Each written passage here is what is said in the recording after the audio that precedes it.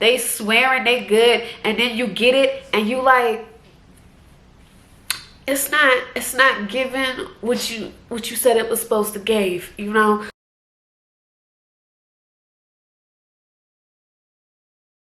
Hey, what's up? It's Faye Renee, and welcome to another Let's Have a Sex Talk.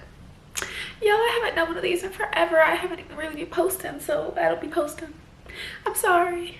But, you know, I realized that I am the reason I am not where I want to be. I am what's holding me back, and I will no longer be in my own way. So let's have a sex talk, right? So today we're going to be talking about, hold on, got it on my iPad. Okay, so today's let's have a sex talk is you don't have to orgasm. You heard me right. You don't have to orgasm. And I know that's like, what do you mean? One, some people are like, my whole life I haven't been orgasming, and then I finally learned how to orgasm, and now you're telling me that I don't need to orgasm. Yeah, I am. I'm telling you, you don't have to orgasm. Not to enjoy sex, whether it's partnered or soloed. Mainly what I talk about in this is partnered, but you can transfer that to solo too, because masturbation is sex. It's just sex with yourself. So, but you don't have to orgasm. Like, sometimes you can use sex for other things. We're gonna go into it, but like, you can use sex for other things, like healing, like, that's a whole other story. But anyway, we're gonna get into all of this. Okay, but you don't have to orgasm. Hear me out. Hear me out. Don't click off yet. Hear me out. So I have my trusty iPad, y'all, with my notes. I got notes. Okay. So orgasms are a great perk to sex, but they should not be your absolute end result. Your absolute end result can be different for everybody. Maybe your end result to sex is pregnancy, like you want to have a baby, so that's why you're having sex. Or maybe you want to have sex for just like tantric, or you're trying to just get you're just trying to bond with your partner, or maybe you're just trying to bond with yourself and dive deeper into yourself and understand more about yourself, and that's why you're masturbating, or that's why you're having sex. Or some people use sex for magic. I'm going to be talking about in another video about using sex for manifestation. With that, I do like to orgasm, but I use it as masturbation for manifestation. But you can use it with a partner too, if you are into like magical things, spells, ancestral work, whatever, and you might deal with spells and such. You might have sex to do a spell. I mean, what's better? Well, I feel like, I know there's like controversy with like love spells, but don't you think you should have sex if you're gonna be doing like a love spell? Anyway, look, I don't know nothing about any of that. That's not it is part of my ancestry, but I haven't dove deep enough into that to learn to be talking about it, because I don't know anything about it myself. Anyway, so yes, sidetracks.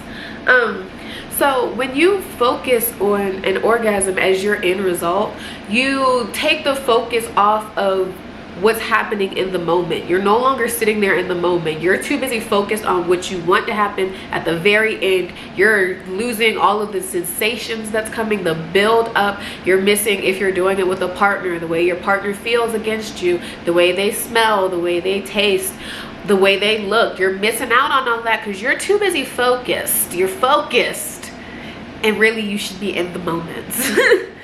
Also, focusing too much on an orgasm can lead to faking orgasms, because you're sitting there like, well, because sometimes you might be in your head not necessarily thinking, oh, you're trying to do the orgasm for yourself, but you're trying to do it for your partner, because you think, or you know, that your partner really wants you to come. They, whoever they are, I'm just gonna use they them pronouns because it'll all together.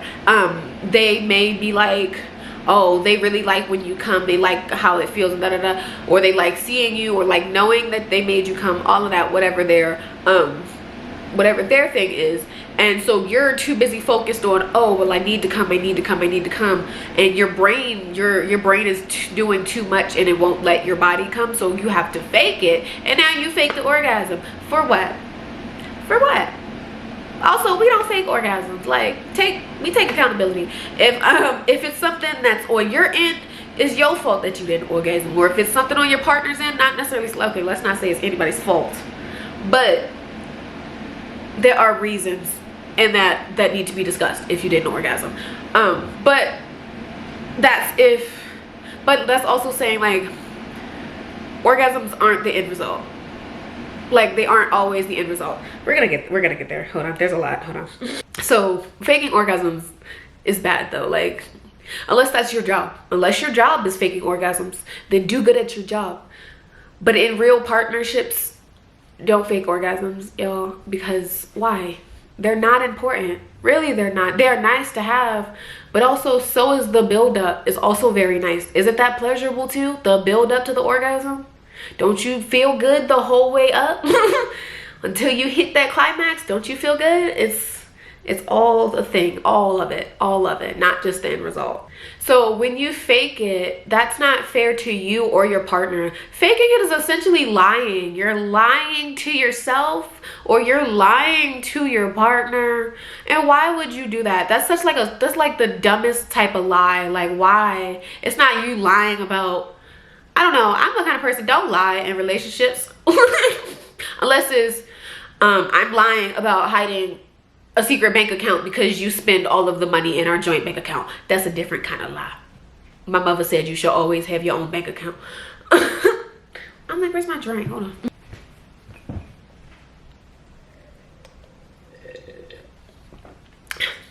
This is not wine. This is ginger ale. We drink ginger ale. I love ginger ale. It's my favorite soda. Okay, anyway. Okay. Sorry, okay. So yeah, it's like you're lying.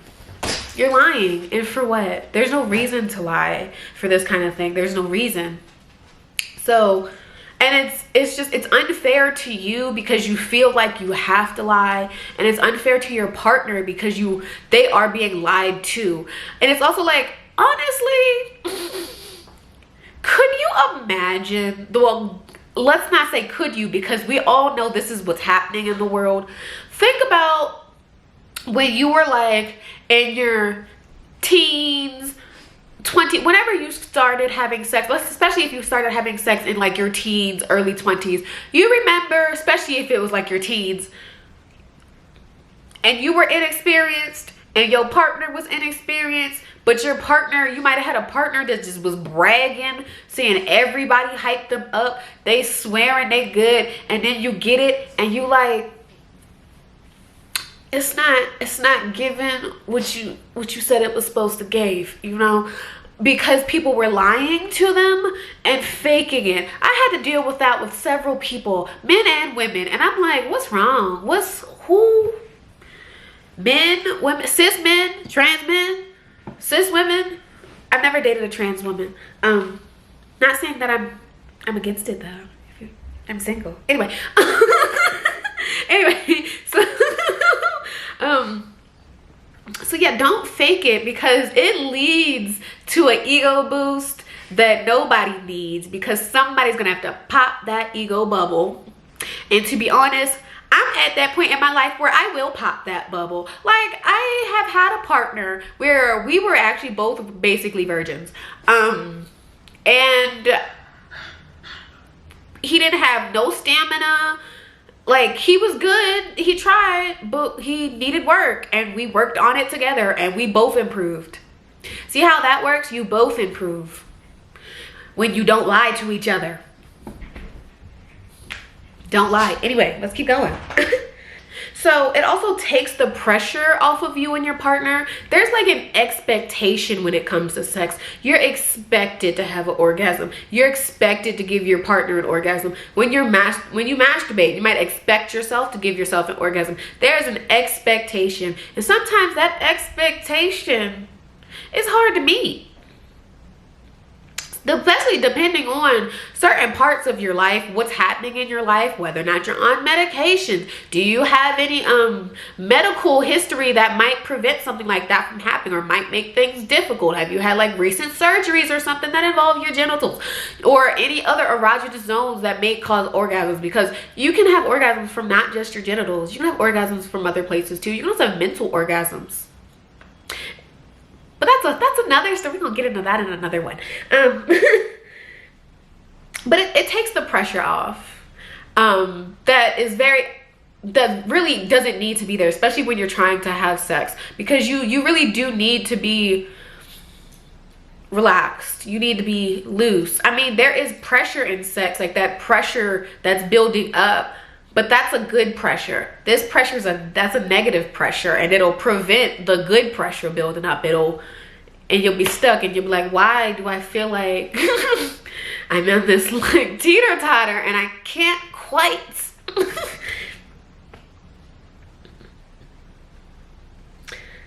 I've made this point before, but lack of orgasm does not mean lack of enjoyment.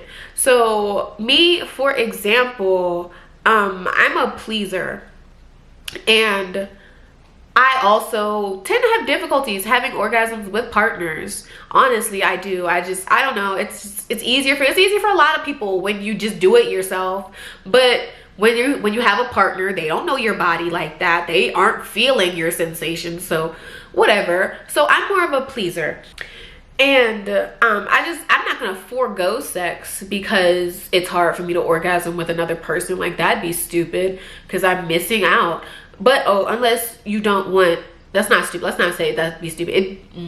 That wouldn't be what I would want. I would still want to have sex with people. I wouldn't want to completely say, well, I'm not gonna have sex with anybody because I can't orgasm with people. No, I'm still gonna have sex with people, because sometimes I orgasm with people, sometimes I don't. But I've grown to accept that about myself, and I tell my partners about that. Yeah, I tell my partners about it, especially, well, I'm not gonna say I tell them up front, but I do tell them when that sex conversation happens, especially if I know that this is something that we're actually gonna get into. I let them know. I'm like, hey, these are the things that I don't really like that most people typically like. These are some things that I like that most people don't typically like. Also, I may or may not orgasm if we have sex. Don't feel bad if I don't, because I won't unless I tell you.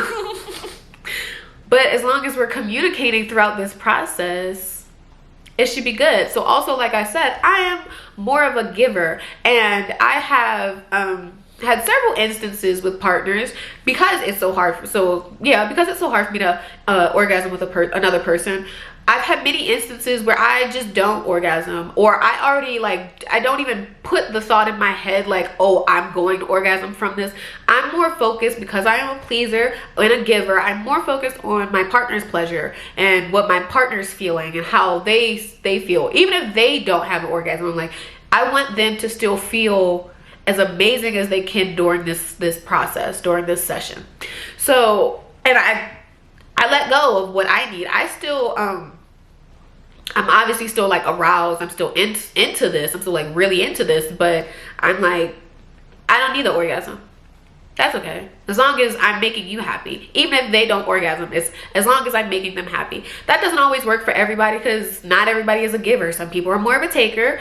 That's okay if you're a pillow princess, as long as that, or is there a masculine version of that? I guess pillow princess is pretty gendered, isn't it? What's the pillow person? If you're more of a pillow person and you just like to receive, and in your partnership, if your partner is the giver and they're okay giving while you receive, look at that. Look at that. You done found one that worked for you. But also, so there's this, it's a fetish, but it's also a technique. It's called edging, and it is when you build yourself up to the point, like right to the brink of where you're gonna orgasm climax, but you stop yourself. You like hands off, you shut down, like you're like, nope. And you're going, you guess you can clamp up, but you're like, nope. and you back off and you let that wave die down, and then you build yourself back up and you let it die down, and you build yourself back up and you let it die down. One, that's a good way if you're trying to build your sexual stamina, but also that's like if you are edging, you're feeling all of those feelings all the way up into the orgasm, and then you stop. And then when you do finally orgasm, it's like all of that pent up pressure finally from all of you, because some people might do it only like throughout one session, and okay, and then they came at the end of that session. Some people multiple sessions, hold it throughout the multiple sessions. Some people can wait days. When I was doing T&D, I had a sub that he was in the T&D, and he would edge, and at one point we made it months.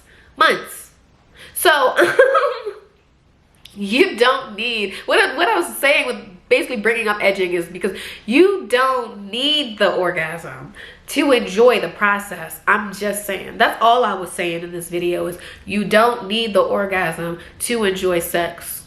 You don't need it. You don't need it. It's okay. You don't need it.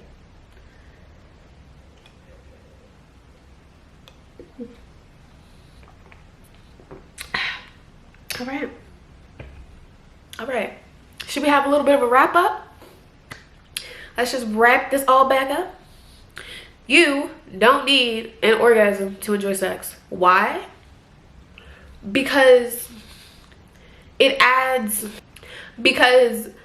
idea that you need the orgasm adds added pressure that you don't need in that. It adds, it can lead to lying. It can lead to lying. You can lead to faking it, which leads to lying, which is a lie. Don't lie. Don't lie, especially when it comes to sex. Don't lie. If you don't like it, tell them you don't like it. Don't lie and say you like it. If you, don't lie, especially when it comes to sex. Don't lie. Don't lie. It's not gonna make it better. And it just takes the pressure off of sex. It takes the pressure off of society's view on sex. It's just like, oh, I don't actually have to. I mean, I'm not saying you shouldn't still try to make your partner feel good. Make your partner feel good. Make yourself feel good. But if you don't orgasm at the end of that, that's okay. Maybe you will next time. Maybe you won't.